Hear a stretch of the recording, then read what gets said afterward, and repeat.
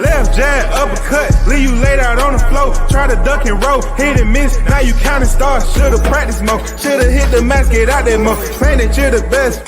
You gotta show me, son. Actions over words, baby boy. Is you real or what? Talking way too much, world come. Back sports, talking way too much, world come. Back sports, talking way too much, world come. Back sports,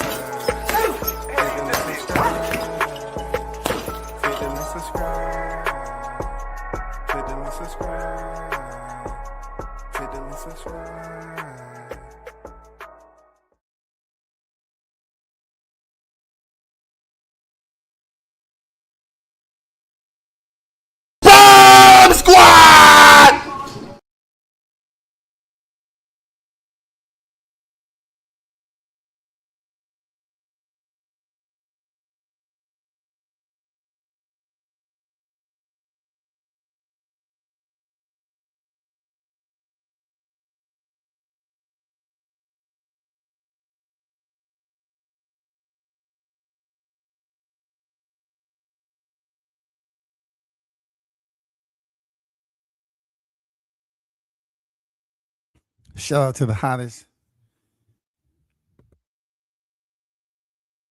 chat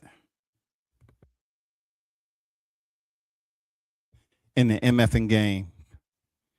A-side official. No negotiations needed, period. You already know WCS is back in the building. Yes. Came in doing business hours.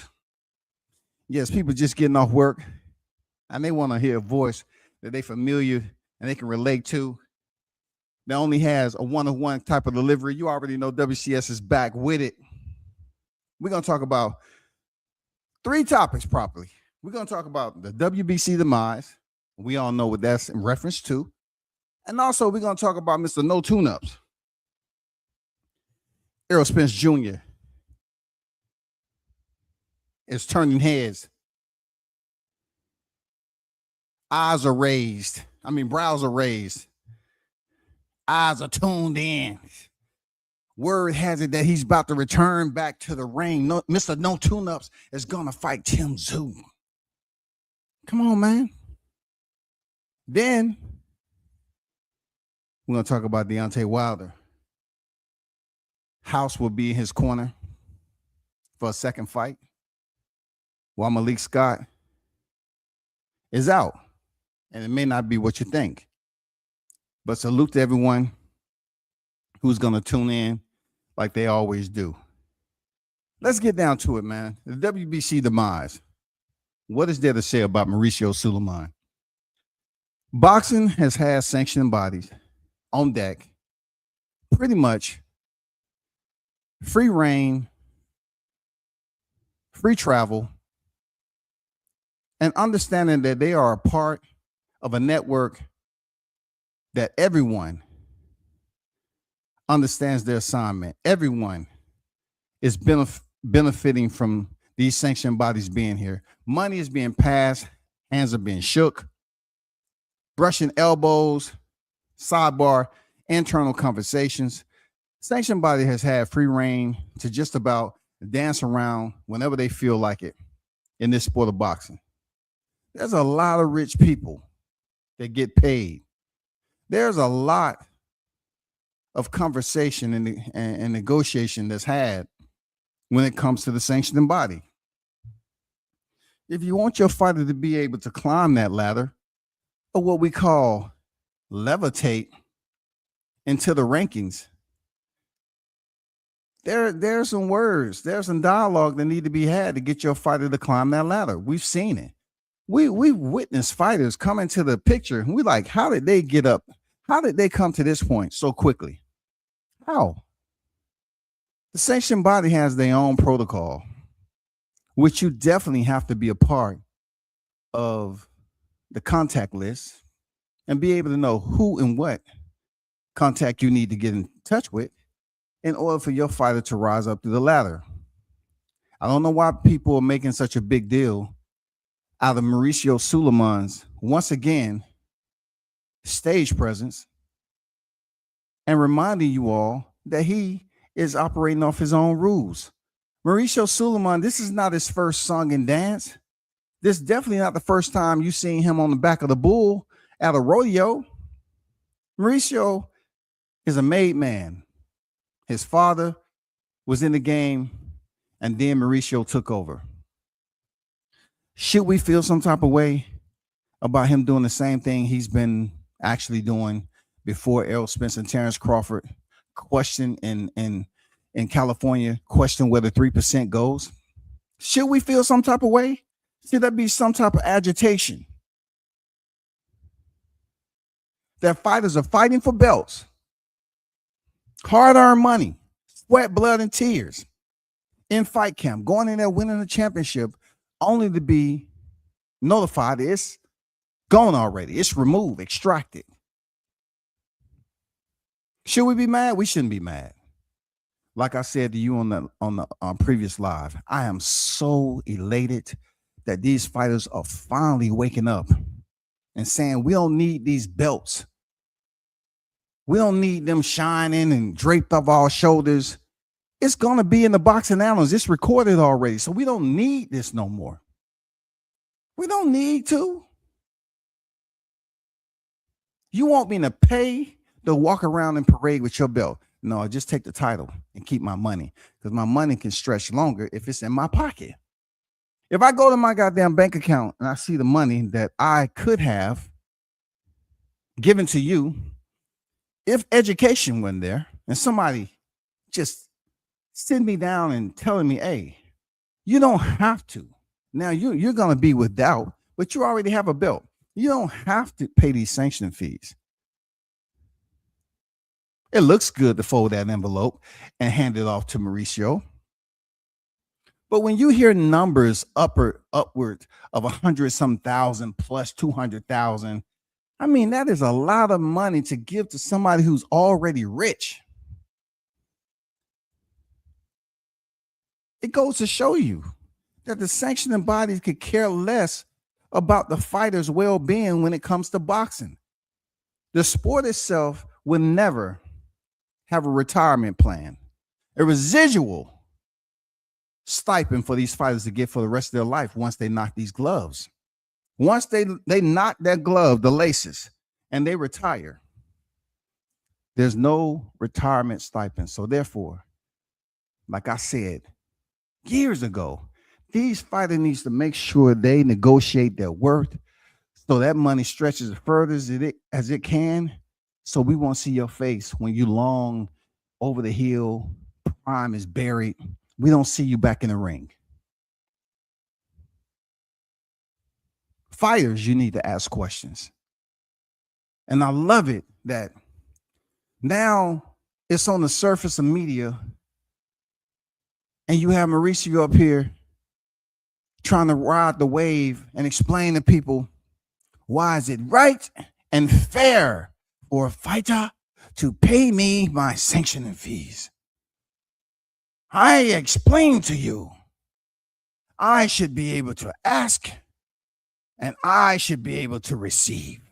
No, it's not working like that no more, because fighters are waking up and saying, damn, if I only knew, if I only had some more in-depth criteria, someone please provide me with an explanation as to why Mauricio needs this money. Why does the IBF? Why does the WBA? Why does all these sanction bodies need the sanction fees? Now, from a textbook standpoint, you always hear people give you that throwaway freaking answer.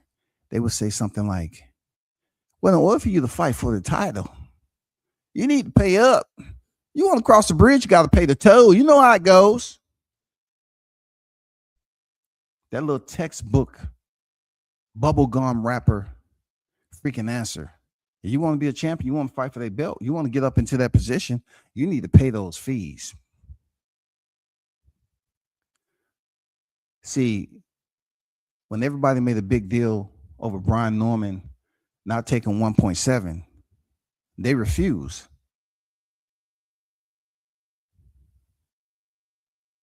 to recognize that internal to that 1.7, there was fees that need to be extracted along with taxes. There were sanctioning body fees that had to be dealt with, which will allow the 1.7 to be reduced to a little of nothing. When you see a fight of that magnitude and you see the bucket for which your purse is going to be in, then you got to think to yourself, am I stupid? Am I stupid for not identifying like, no, that's not even, that doesn't even make sense. That's not even smart. People how on the outside, these fighters are the one going in there lacing up the gloves. But yet, I know several freaking months ago, maybe a couple of years, you always had these media voices on here talking about how much a fighter makes, how much a fighter bring in, all without a source, of course. But now it's getting to a point where fighters are standing up and saying, I'm not going to display or wear your belts like it's a piece of jewelry. I'm not going to allow promotion of your strap when I'm paying for the strap. I have to go through fight camp to earn to even become champion, but yet I'm paying you as a champion. Where's my reward? Somebody explain that to me. Where's my reward? Shout out to the chat. Swat Jones in the building. What's good with it, Swat? I see you, man. What's good? A lot been going on, man. Hope all is well. I appreciate you, bro. If you have any important, little snippets that you want to put in the chat there, Swat, let me know, man. Just put them in the chat, man. I appreciate you. So when it comes down to, the sanctioning bodies having the pleasure to receive these amenities that's only going to make their bank account and the numbers in their account grow. As of the fighters, all they have to think about is one word, y'all: deductions. Deductions. Yes, this is no negotiation. This is coming out. Sanctioning body, they're going to get their sanctioning fees right off the rip. So it's no negotiation. There's no need to think that, hey, I'm going to plan this all out and we're going to have a sensible business dialogue and that's the way it's going to go. Hell no. So if Shakur Stevenson selected, just like Mauricio Suleiman, came out with his response, if Shakur Stevenson selected to not pay the sanction fees and get stripped, I commend you. Because, the reason why I commend Shakur Stevenson, because I say all the time, these fighters have to think about the long term.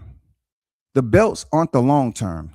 When you unbutton a belt and stretch it out, what you going to get? A good foot and a half or something like that? A foot and a half? It's not going to stretch that long. If you take it to a pawn shop, they're going to say, who wore this belt? There's really no real way to know authenticity wise, unless the fighter himself bring it. And then they're going to look at the value of the fighter and they're going to give their own personal assessment.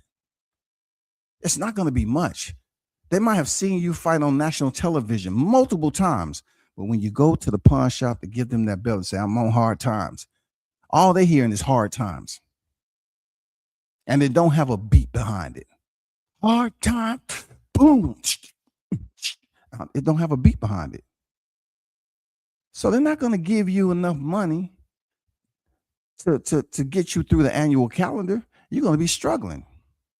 So if Shakur wants to say, no, I won the title, it's recorded. Nothing you can do about it. Then go on about and get that money because they'll know you champion. See, that's a good thing I will highlight about boxing. You can win a title and get stripped and you still hold that damn medal. They still record it in your record jacket. Shakur Stevens is a 4-division world champion. Yes, he won the WBC title.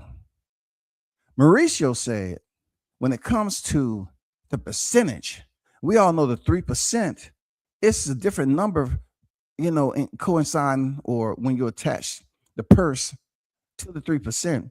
everybody's payout is going to be different.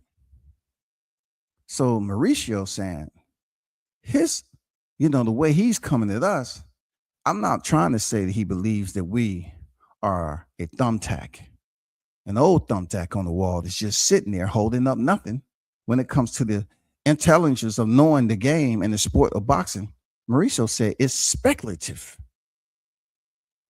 Mauricio Suleiman say it's speculative off the purse that the fighter is making. That's pretty much the sanction fee is speculated off the numbers.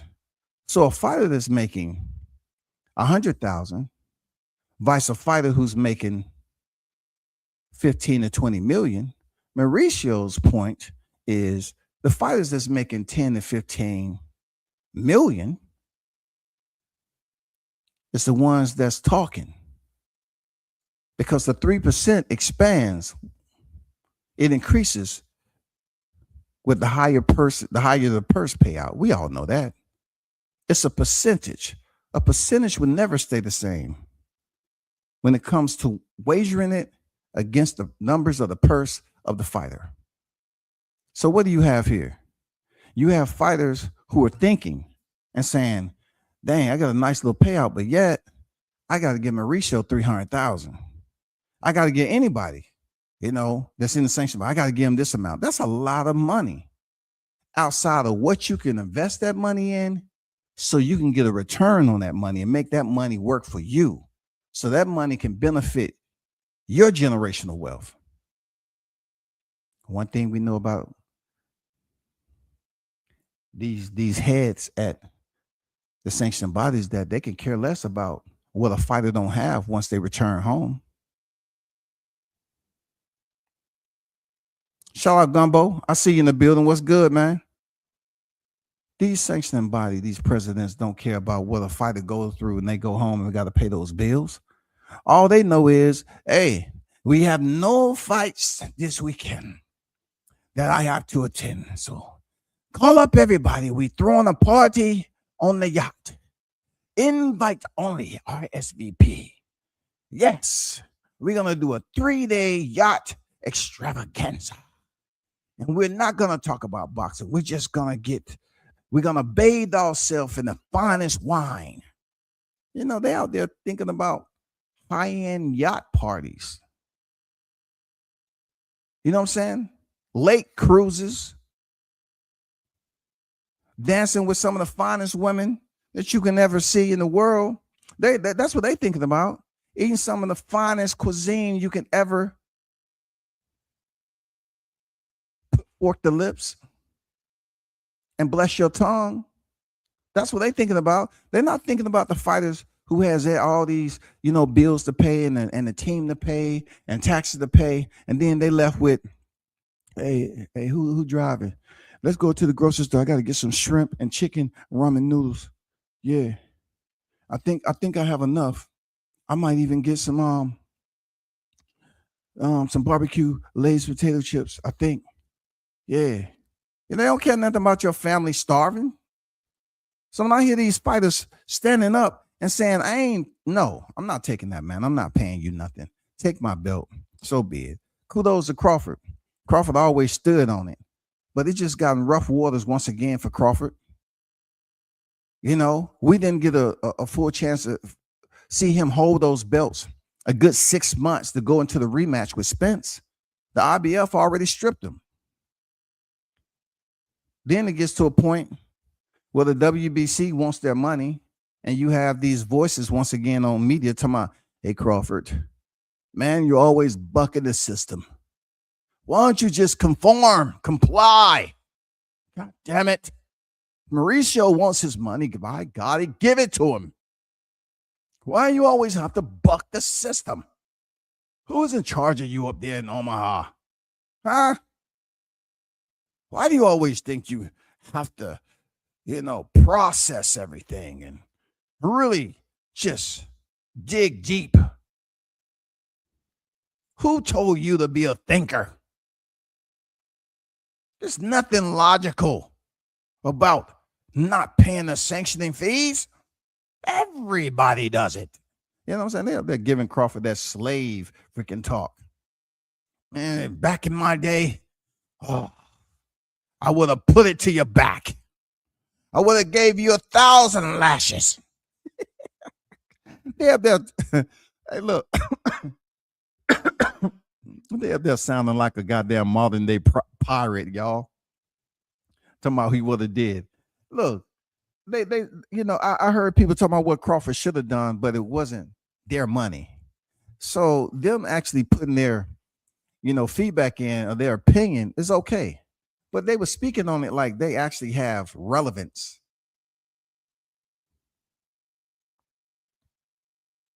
How do you have relevance in another man's earnings? I totally salute, Bud Crawford not agreeing to pay that man that much money. I backhand, slap with all knuckles those who was out here trying to tell Crawford and Shakur Stevenson what to do with their earnings. Just because you see two black fighters in the same stable, they want to look at it like, oh my God, now, see, I thought this was a dynamic that was positive for the sport of boxing, but as we're looking at it, it's not. It's not a positive dynamic. Why? Because Shakur Stevenson's trying to do the same thing that Crawford's doing. How dare he, with 3 divisions, heading into his 4th division? Did he do such a thing? How dare he? You know what I'm saying? They try to group us together, and when advice is passed, especially financial advice,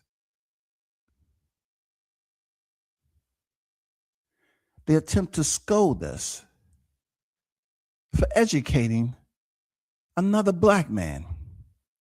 They attempt to scold us. Don't you get tired of the instructional periods that goes along when something positive happens? We're talking about generational wealth.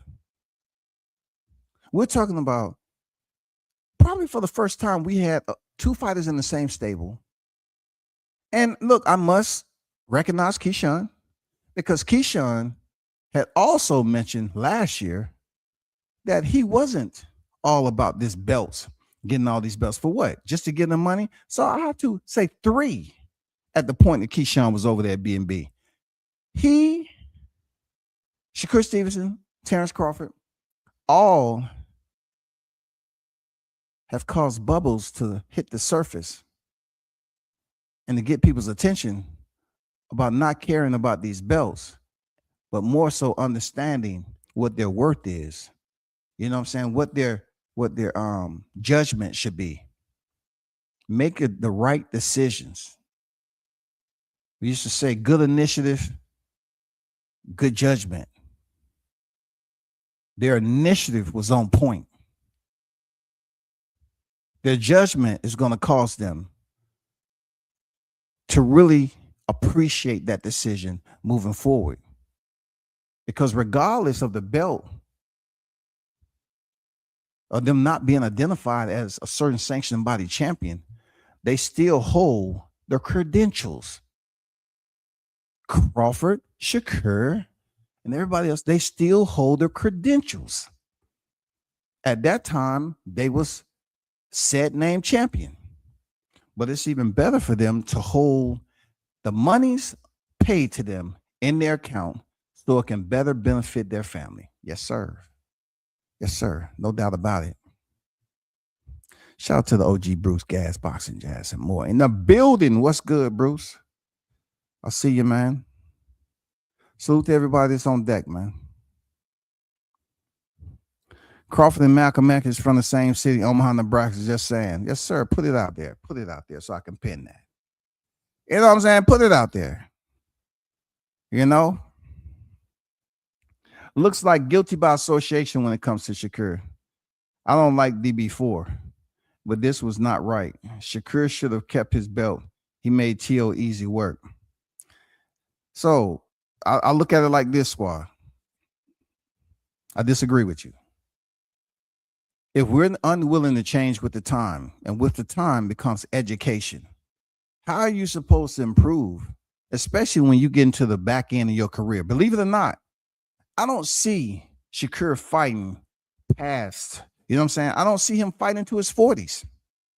But what he can do from his late 20s to his mid 30s is a lot. He can make a lot of money if he continue to win and fight entertaining fights, right? The fact that he's making quick work of Teofimo Lopez, Squad Jones, right? And shout out to Squad. I'm just talking to him just like I talk to anybody else, right? If you remember, you just said that Shakur should have kept his belt. He made T.O. easy work. With him making T.O. easy work, do you remember what T.O. said? T.O. said he haven't made $1 million. He said that months ago. So for Shakur Stevenson to make easy work of Teofimo Lopez and for him to get paid over $1 million and not keep his belt but keep his money, I salute him. I salute him because Teofimo, once upon a time,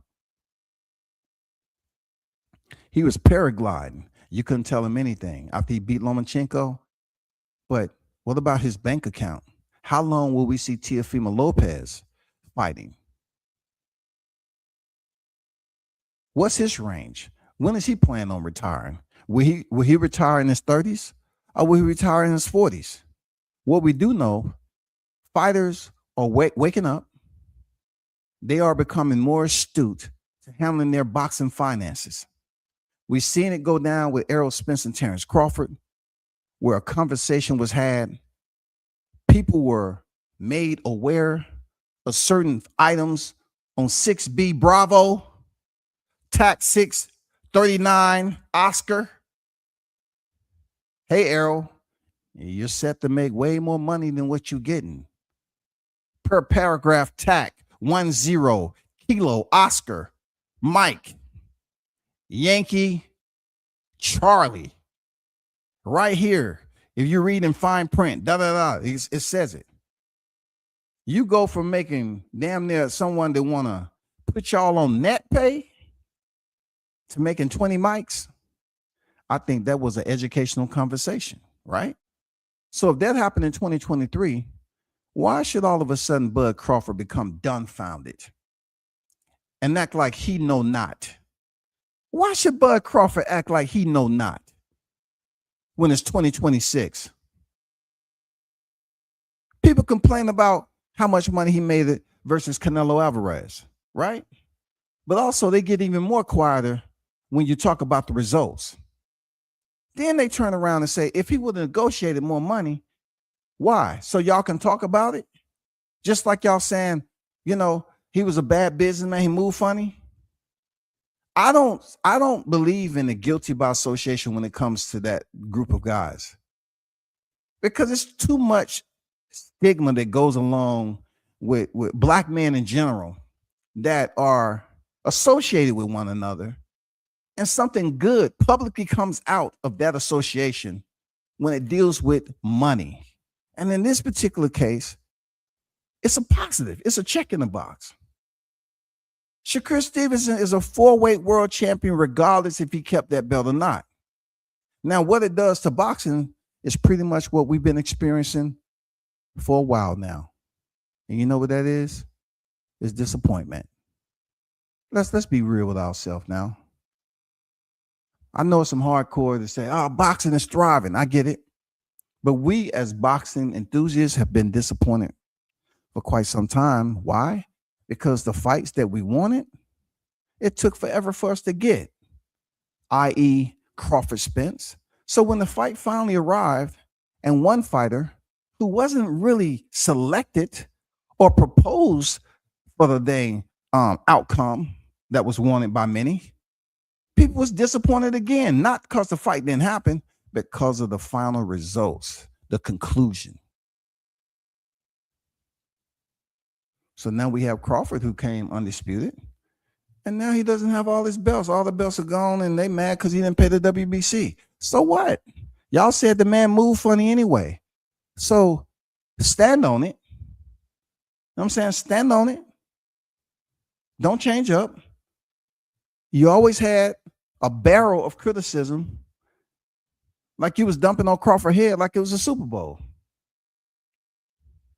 You wanted to remind him and drench him and freaking ridicule and criticism on how he was moving. But now he know the game. He's had 2 important fights in his career that's took him over the top when it comes to legacy. Shakur Stevenson, he's a Hall of Famer as we speak. Even Keyshawn Davis now understanding that, yeah, I'm not going to fight for all these belts, but I'm going to tell you somebody who already knew that for a long time, and people criticized him for moving the way he was moving. You're not going to like it, but El Chinchecker himself, he never was motivated to go out here and get multiple belts. When he lost the one at 130, he went and fought for one, a couple other fights after that. He's never had a sense of urgency to go up here and give these presidents his money, these sanctioned body presidents his money. He wasn't in a hurry when people was running around. Oh shit, let me do this, let me do that. When Teofimo, Lomachenko, Devin Haney, and all them was at 135, Tank was down there too. And guess what? Tank was the WBA Reggie title holder. He wasn't in a hurry to get belts. He wanted the money. Come on, man, give these cats credit. You know, some of these guys just don't look at it. They just look at everything else on the outside and they say, oh man, he didn't do enough in boxing. Well, he did what he's supposed to do. Shakur ended up beating the very same guy who once upon a time had all the belts besides Devin Haney's WBC at 135. He still didn't make $1 million. He was still complaining about not making $1 million. And you're trying to tell me with all those belts when he walked in there and fought Cambozo, he had to come out the pocket with those sanction fees? But yet they mad because Crawford didn't pay Mauricio? I got it. Yo, I got it. And then now Shakur, he done got educated. No, I ain't paying that too. They want to consider it to be an uprising. Oh my God. What next? They're going to be rioting, protesting. I love it, yo. I love it when we educate one another. I always told the hottest chat in the game, I would rather have quality of individuals in there to educate me on something rather than a quantity, and I know not who they are. They're not providing me with anything. But the ones that I know to be in the chat, if I'm incorrect or they have knowledge or information that I don't have, they're going to leave it on in the chat. And you know what? Not only just typing and leaving in the chat, but it's going to have truth to it. It's going to have validity. And that's the good thing about these boxers educating each other on description.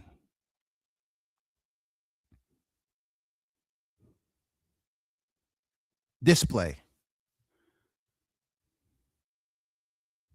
Your credentials are transferable. One division to the next, your credentials are transferable. Just think about this, people. If there's individuals that's saying that Shakur made the wrong decision and he made easy work of Teofimo, what guarantees that Shakur Stevenson would get a big fight at 140? Just think about when Alberto Puello was champion. Subriel Matias. Teofimo Lopez, man. Just think about when we had all those names. Gary Antoine Russell is up there. Like, we had all these names and champions. We're like, yo, why are they not fighting each other? Why are these boxers not fighting each other in a stacked division like 140? What about 135? That was hot for a minute. When Kambosos and Devin Haney finally closed the envelope and they was going to fight for all the straps, and Devin came out on top, cleaned up and white gloved the entire division. What is that division looking like now? You know where I'm going with it too. It's looking like the Salvation Army. During COVID.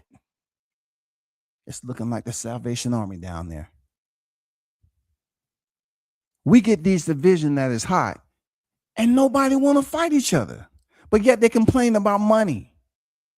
Kudos to these fighters who have stood up and say, I'd rather get my money rather than display a freaking title around my waist because you have a president up there that's filthy rich and they're unwilling to change their residual income. You can always make modifications, but when that happens, it reduces the handouts of those who are attached to you, who's benefiting from this sanctioning fees too. I had somebody try to tell me that, hey, these fighters are fighting for their belts. Well, let's do an itemized breakdown. What is the cost to make a belt? Where's the warehouse? Who's manufacturing? Who's producing these belts?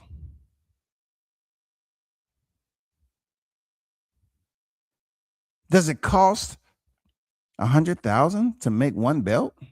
No, that's not the case. Does it cost 50 grand, 30 grand, 20K? How much does it cost to produce a belt, a WBC title? If somebody could please put that amount in the chat, I would truly appreciate it. If you are a part-time CFO and have the connect, how much does a belt cost? Why should fighters not change what's been a tradition for quite some time? The tradition is them losing money. Just think about that. I'm switching to EJ, Errol Spence Jr. Listen, y'all, I don't have anything to say about EJ in a negative sense. Why? Because he's not fighting Crawford. I don't despise the man, but it's harmony to my ears when I'm hearing that Errol Spence is about to return. Mr. Tune-Up himself is about to return. If everything works out right, potentially, in the early spring, and pretty much against a former champion who has been in there with some quality opposition. Now, if you rewind back in time, the conversation in the base was who Errol Spence has fought and how good they were, this, that, and the other, in comparison to Crawford. That is long gone. That has evaporated. That has been put in a crematorium, burned to ashes. That has gone. Now, once again, you have EJ coming out of hiatus, inactivity, and he's stepping in there with a former champion. Man, clap it up, clap it up, clap it up. My soundboard, my manual soundboard. Yeah. Clap it up for Spence, man. He's coming here in a tough fight with the fighter who's been in there with the guy who he teased. He teased his fans saying he was going to fight Sebastian Fundora. It didn't play out that way. But Tim Tszyu did. Tim Tszyu fought that man twice. He fought him twice. He been in there with the former IBF world champion, 154, Mertis Alayev. I mean, Tim Tszyu has had a whirlwind of a ride in recent months, but so has Errol Spence. Errol Spence has been inactive, and Tim Tszyu has been pretty active. Some of those contests that he had may not have went his way, and he might have had a down period where we was all looking at him like, hey, I hope you pull through this, Tim Tszyu. I mean, this is combat sport. It's tough. It's the hurt business. And Tim Tszyu, man, he was in some hurt. But my biggest question for Errol Spence is how ready are you? How ready are you? Because he's been so secluded. It really haven't been too much out there. Like, you take a little snapshot here and there. But I'm rooting for Errol Spence, man. I'm rooting for EJ because he say he's Mr. No Tune-Up and he's not coming back for a tune-up. No way, shape, or form that Tim Tszyu is a tune-up. Tim Tszyu isn't a tune-up. He's a very tough opposition. And think about this. Stylistically, him and Errol Spence matches up nice because Tszyu likes to come forward and Spence like to come forward. Now, of course, I don't know how Spence is going to fight upon his return because we've seen him with DSG, okay, Yordenis Ugas, and then Bud Crawford. He's since been on a hiatus since his first loss, And we don't know what style Spence is going to come back with. But what we do know is he has one of the best jabs in the sport of boxing. I know somebody want me to say he has one of the best jabs, right? So we're going to keep that. We're not going to strip him of that. We're going to keep that in his cachet of weaponry. And we want to know what else he's been working on. How's he going to look the first time he gets hit by Zoo? How's Zoo going to react the first time he's hit by EJ? The main concern is going to be like the same as it was when he came back and fought Danny Garcia. You know what I'm saying? People are going to wonder, like, oh man, the curiosity is killing me. You know, how's EJ going to look? It's a lot of people that's waiting to see EJ. I'm waiting on his return. I want to see him go in there and hand Tim Tszyu another loss. I want to see both fighters. I have no reason to dislike Tim Tszyu. I don't, man. But in this case, I really want Errol Spence to come back and get that victory, so potentially he can get another fight that we didn't see coming. I mean, you know, a bigger, better name. What I'm trying to say, it'll be good to see Errol Spence return to the spotlight, shine under that light, under the bright lights. And then we can expect and look forward to him for another big fight on the horizon. That's what I want to see. We've had the opportunity to see Tim Tszyu as a recent with Sebastian Fundora, Murtaza, all of them, you know. And look, and then he went through the storm, and that lightning was too much. Now he has a guy coming off inactivity, and Errol Spence Jr., who still has a name. I think it's going to be damn good. Yes, sir. A strap season. That's what he used to say. Strap season. The big fish. I don't know if he go by those titles. I don't know if he's going to come in here and with some all brand new. But I am looking forward to him to return in the ring. And supposedly this fight, if everything holds up, it's going to be in Australia, y'all. Nobody should worry about Spence going in the backyard in another country. Isn't that where he beat Kell Brook? I mean, come on, this man is not new to traveling. He went over there and took the belt from Kell Brook, right? And that was a tough fight. We seen Devin Haney go over to Australia twice in the man's backyard. And this was absolutely for the heaviest block in his career right now. That brick of legacy. Him going in there, taking the belts from Kambosos and being ordered for a rematch back in Australia. And he went in there and beat that man twice. So why should we have concern about Errol Spence Jr.? We shouldn't. Appreciate you. No, Squad, you know what it is, man. Man, y'all talk, man. You, like I said before, y'all think for yourselves. Y'all ain't sitting up here agreeing to everything I freaking say. It is what it is, man. It's boxing talk at the beginning and the end. They wanted Teal to beat Shakur. Of course, just like they wanted Canelo to defeat Crawford. And like Crawford said, they mad. They mad because the results was quite different than what they imagined. And also the betting slips end up going into the shredder. There was probably some behind the scenes domestic violence going on. God, get over here. Pop, pop. They're slapping relatives around. God damn it. WBC knew if Tio couldn't beat Shakur, they would overtax Shakur to get the belt back. Tio was disposable. A solid point, man. Solid point. I like that. But, you know, I was thinking when you say overtax Shakur, it takes me back to when Mauricio said speculative. His amount that he's attempting to collect from the champion who won was speculative. So you're speculating on the numbers of a man's earnings. You're speculating. You want to charge this man over 100 stacks. And it's speculative. And you want to sit up here and try to explain this to the public as if we're on low battery.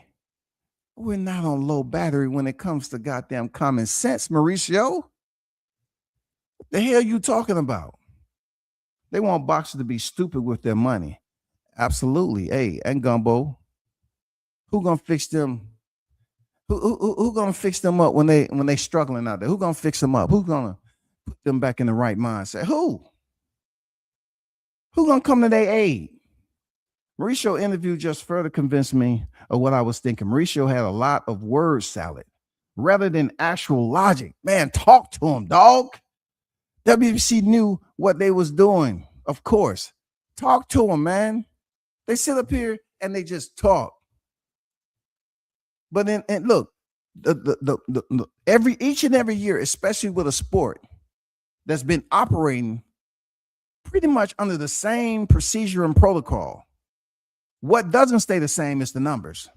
But there's a lot that's changed, a lot that stays the same with the protocol of boxing. And that is how the fight is made, what the fighter is getting paid, what needs to be paid out to others, and what the fighter get in the end.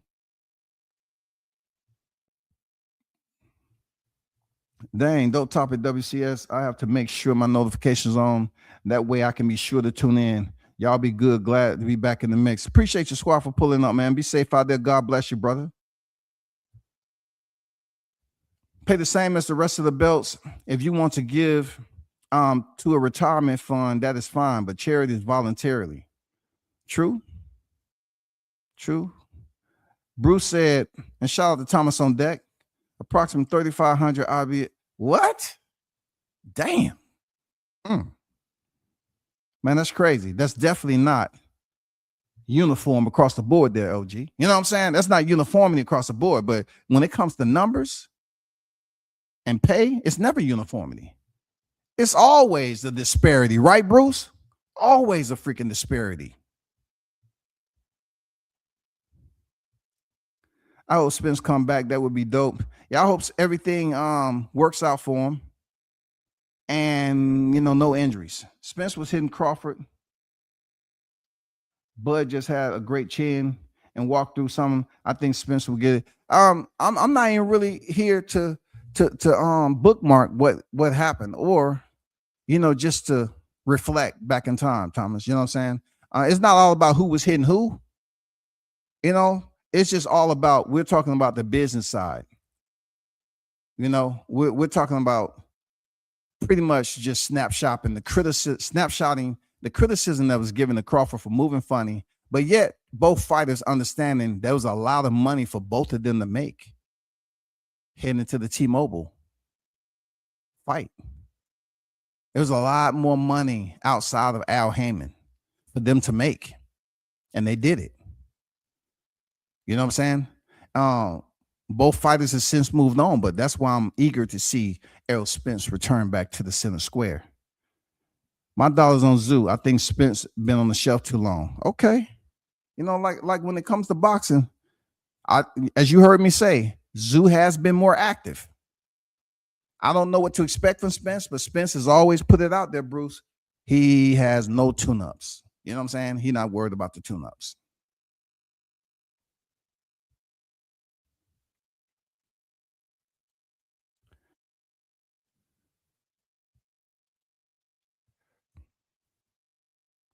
So let me go a snippet of boxingscene.com. We're going to just basically skip over right quick to Deontay Wilder.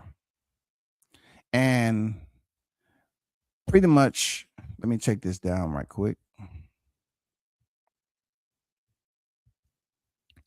Pretty much, the boxing scene, they put out an article about Deontay Wilder explains why Don House and not Malik Scott is now his head trainer. And Deontay said, they pretty much said Wilder lost that trilogy bout, then rebounded to a flattened foot Helenius before losses to Joseph Parker and Zhali Zhang left his career in tatters.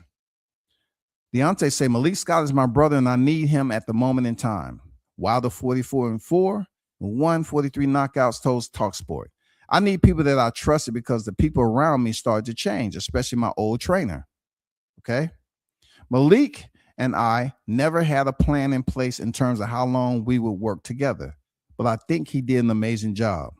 Scott, who was knocked out in a round, I pretty much don't need to go through that.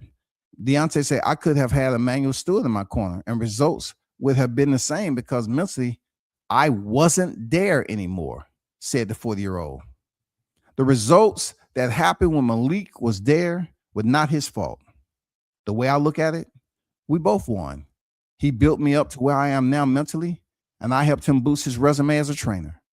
House, who has worked with the likes of Diego Corrales, Bermain Stavern, and Kevin Kelly, was the boss of Wilder's combat victory over Tyrell Herndon last June. Wilder says, I need a change of direction after Malik. Wilder explained, Don has had over 28 champions in the UFC in boxing. He's usually the head trainer. But when he first came on board with me, he had no problem stepping to one side and doing certain things to be part of the team. Now it's the time for him to step up, and he took the opportunity with both hands. Don and I were getting to know each other while Malik was in the spot. So when the transition happened, it was natural. I always knew he was a great trainer, but just because you are a great trainer doesn't mean you are the right fit for a certain type of fighter. A trainer and a fighter have to have a bond. So once we built the relationship, I felt he was ready to take over. And it's good to see Deontay Wilder returning back to the ring in a tough fight with Derek Chisora. That's not an easy fight for Wilder at all. But it's good to see the Bomb Squad back in the building. I'll probably do a more lengthy, live stream on Deontay Wilder and what people are saying. The fact that, he's returning, he's still outspoken, and people acting like it's something different. You know what I'm saying? They acting like he's speaking a foreign language just because he's speaking and getting back to his old self. Derek Chisora, I like Chisora. This is going to be a very rough fight because it ain't a fight that Derek Chisora ain't been in that's been rough. And Deontay Wilder, the same can go for him. He's been in some tough fights, man. He's been in some tough fights. At one point in time, as I always mention, Deontay Wilder, at one point in time, every last one of his opponents was on the canvas. Every last one of them. So to see us return against a fighter like Derek Chisora, who's a rough, rugged type of fighter who's going to put the pressure and be in there trying to knock Deontay's head off, Deontay Wilder, he's going to be trying to decapitate Derek Chisora too. You feel me? Hey, shout out to the hottest chat in the MF and game. Salute to y'all, man. Continue to support the channel. Yes, and we should do it again another time, another place. I'm out.